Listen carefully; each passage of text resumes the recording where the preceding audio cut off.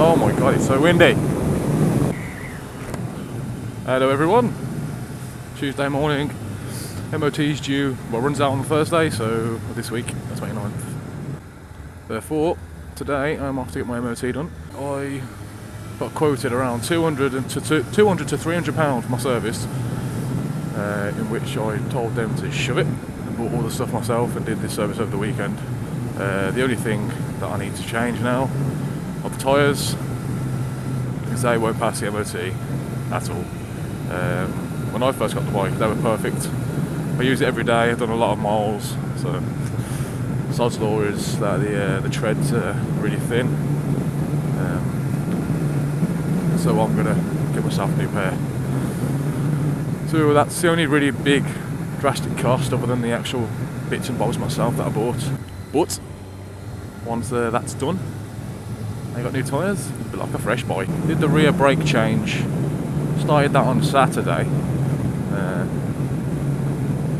Lo and behold, it's a pain in the arse. Dal Boy mentions in these bandit videos the rear caliper has a tendency on a bandit because the way they put it on underneath, they've got like a little latch, a little cover that they put on underneath so it catches all the gunk. Obviously, since it's underneath the disc, all the shit that goes straight into the caliper, straight into the pistons, all over the brakes, etc, etc. However, the brake pads themselves had a bit left in them. For a while, my back brake, has felt too responsive.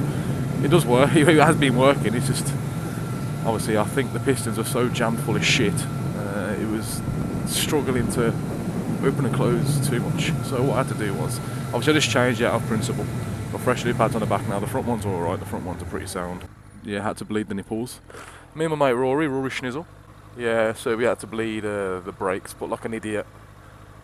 I'm a twat, I'll admit it. When I was disassembling the caliper from the actual back tyre disc, I undid the bolt that was attached to the, not the nipple, but the, the one that brings all the fluid down into the brake.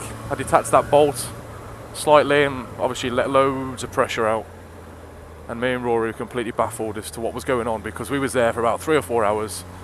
It was just basically do-it-yourself job. Neither of us are mechanics, but he's got a better idea than me. However, like a bunch of numpties, we both were there for several hours trying to figure out what the hell was going on, and we kept bleeding the bike, we kept bleeding the back brake, pulling it down, bleeding the nipples, pushing it down, breathing it, pushing down. It was just constantly air. There was nothing, no pressure building whatsoever. So, we spent a hell of a lot of time trying to figure that out.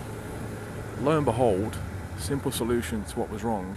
You obviously had to pull down the lever, open the bolt, close the bolt, let go of the lever. Obviously what we was doing was wrong.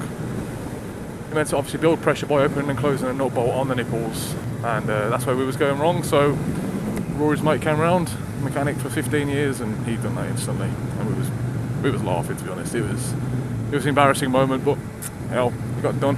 Yeah, so I'm off to get some new tyres fitted, and I'll give you the verdict in a bit. So yep, bike passed with flying colours. There's nothing wrong with it.